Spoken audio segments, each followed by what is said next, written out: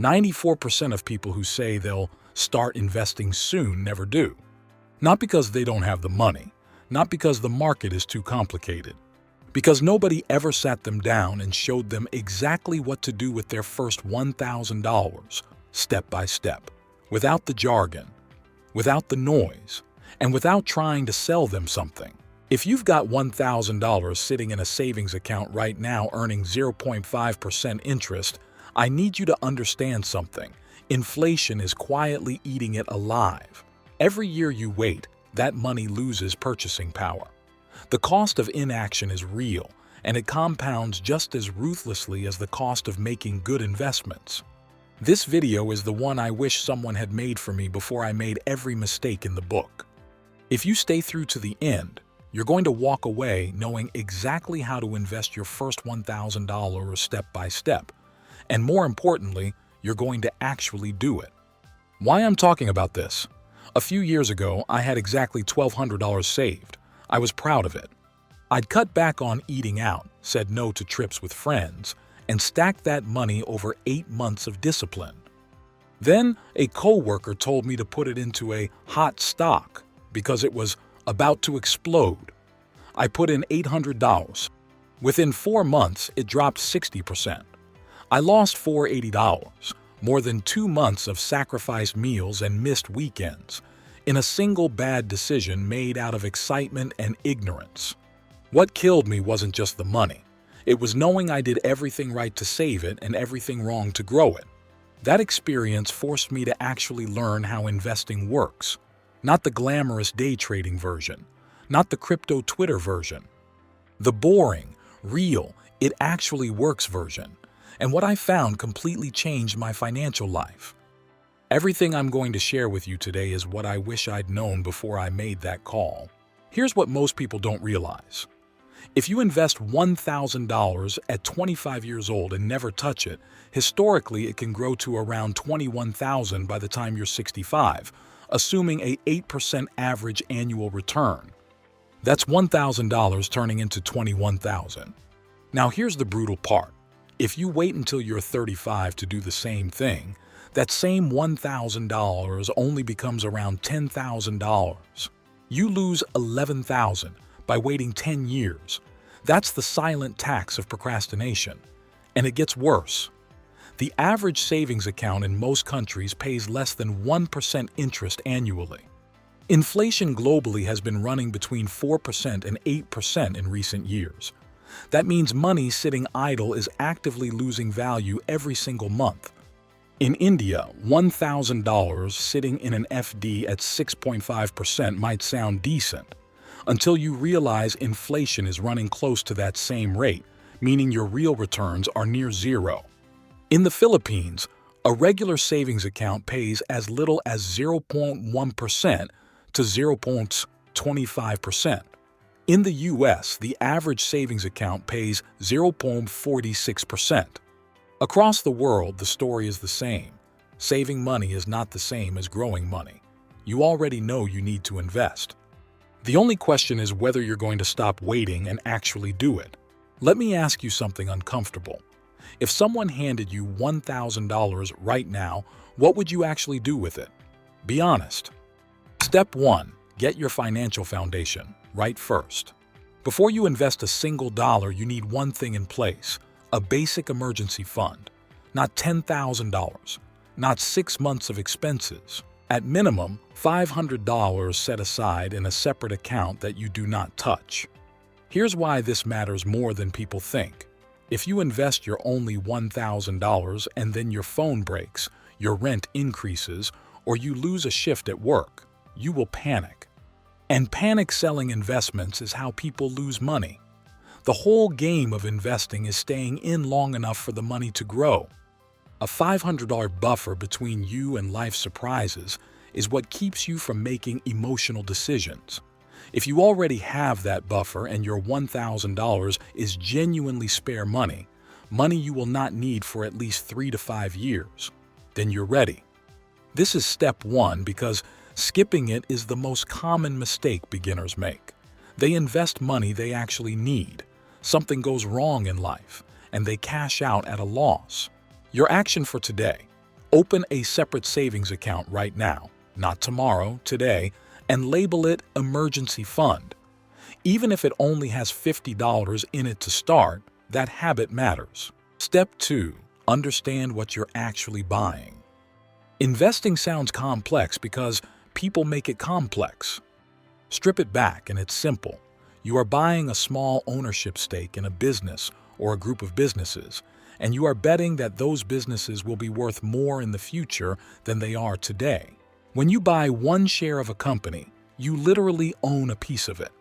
When you buy an index fund, you own a tiny piece of hundreds of companies at once. That's it.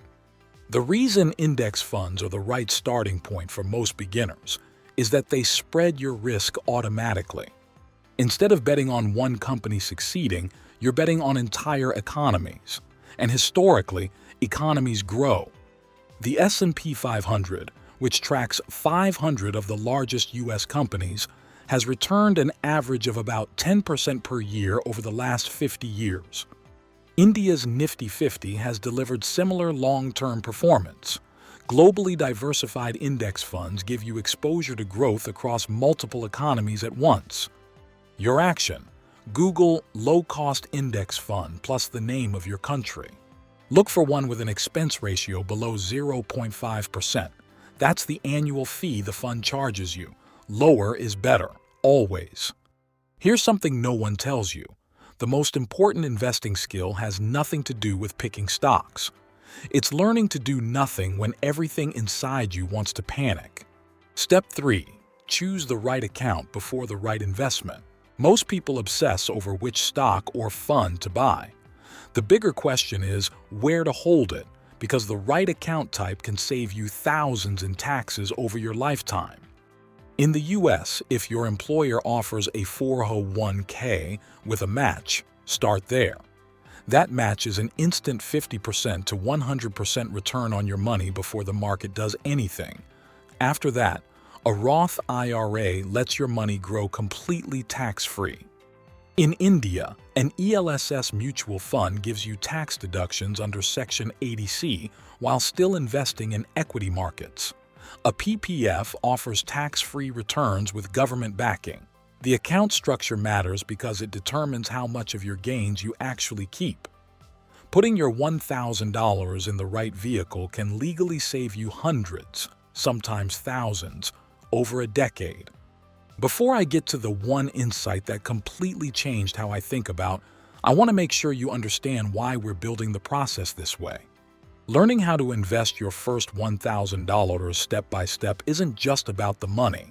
It's about building the system that keeps working after the first $1,000. Because the person who builds the right system with $1,000 is the same person who knows exactly what to do when it becomes $10,000 and then $100,000. Stay with me. This next part is the one that makes all the difference. Step 4. Split your $1,000 like this. Here's the actual allocation for a first-time investor. Put $700 into a broad, low-cost index fund, global or domestic depending on where you live. Put $200 into a bond fund or a high-yield savings vehicle for stability.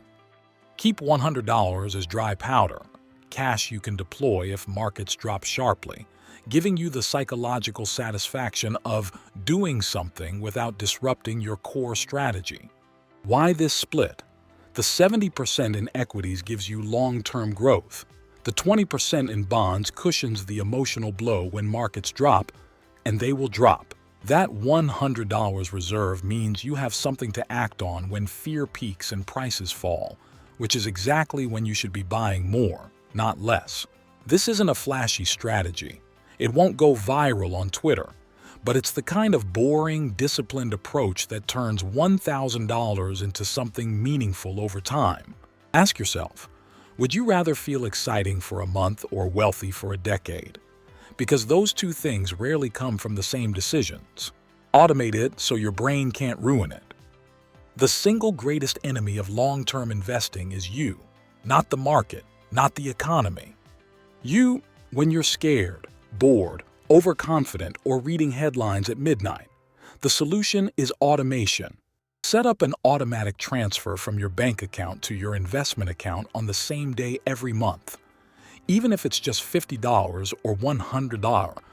This strategy, called dollar cost averaging or SIP in India, means you buy more shares when prices are low and fewer when prices are high, automatically. Over time, this smooths out your average purchase price and removes emotion from the equation entirely. A study of Vanguard investors found that those who made the fewest trades consistently outperformed those who traded the most. Doing less systematically beats doing more emotionally. Your action within 48 hours.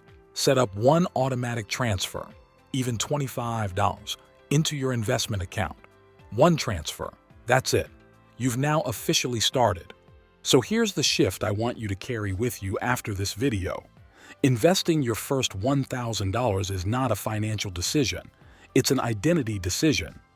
It's the moment you stop being someone who is going to invest someday and become someone who invests. That shift, from future tense to present tense, is worth more than any stock pick, any hot tip, or any perfectly timed trade. You now have the full roadmap to invest your first $1,000 step by step. Emergency fund first. Understand what you're buying. Use the right account. Split your money with intention. Automate everything. And reframe what risk actually means. The one action I want you to take today, not this week today, is to open the investment account you've been putting off. Not fund it yet, just open it. Because the hardest part isn't choosing the right fund. It's crossing the threshold from thinking about it to doing something about it. Open the account today. Everything else follows from there.